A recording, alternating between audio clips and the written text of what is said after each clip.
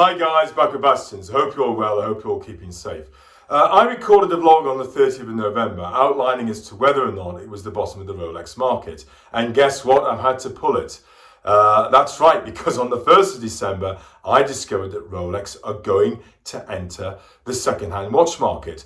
What they're going to do is they're going to supply watches that have aged 3 years or more into the authorized dealerships. They're going to be certified by Rolex. They're going to have 2-year warranties. They're going to have lovely new cards and tags supplied with them too. And I can understand why Rolex have done it. Yes, they have a major problem with the manufacture and supply of their watches into authorized dealerships post the pandemic.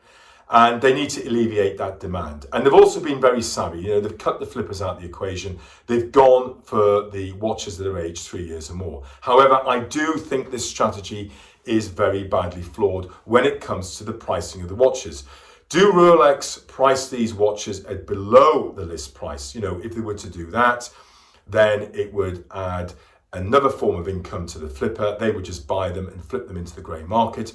Do they price them at the market rate? Well, if they're going to do that, they're effectively saying we've lost control of the pricing of our products. And it's the grey market that's setting the pricing of our products. That's not good from a brand perspective. Or do they charge more than the going market rate? After all, they've got those lovely new cards and tags, and they're definitely worth a premium. Well, if they were to do that, then it would just add more hype to the Rolex brand. And where at the moment in the market? Well, Rolex is at an 18-month low. Are we going to get back to the pre-pandemic levels? Not in the short to medium term, for the simple reason you can't go into a Rolex authorized dealership and buy a Rolex watch. So I think this market is here to stay for some time. However, I do think it is overinflated, and I do think it is a false economy. Why? I looked on Chrono24 last night. There's approximately 8,000 Rolex watches for sale within the UK. I looked on Watchfinder. There's over 1,000 watches for sale by Rolex on Watchfinder. You contrast that with Omega, who have 159 watches for sale. Well, not Omega themselves, but 159 watches by Omega for sale on Watchfinder. And, why is that? Because you can go into any authorized dealer by Omega, and with the exception of the Snoopy and the Ed White, you can buy the watch that you want. You can't do that with Rolex. And that's kind of the problem they find themselves in. Their product range has been unceremoniously dumped on the grey market, and it's the grey market that is effectively fixing the price of these watches. I'll talk about this in a more detailed vlog, but I think Rolex have effectively lost control of their brand.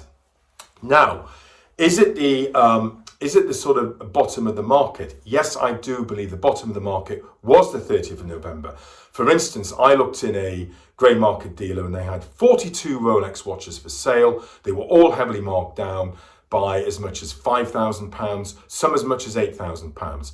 I guarantee if you'd gone into that a grey market dealer, you would have got even more money off a Rolex watch. So I felt the bottom of the market was the 30th of November. But what Rolex have done on the 1st of December is a game changer. They have effectively taken more control away from the authorized dealerships, and they have given the power to the grey market dealers. That's right. And the only thing that is going to happen is the price of Rolex watches is going to rise again. That's right, it's going to rise again on the grey market. And that's where you'll have to go and buy your Rolex watch from, because you can't go in to an authorized dealer and get a Rolex watch. In the meantime, stay safe and stay tuned.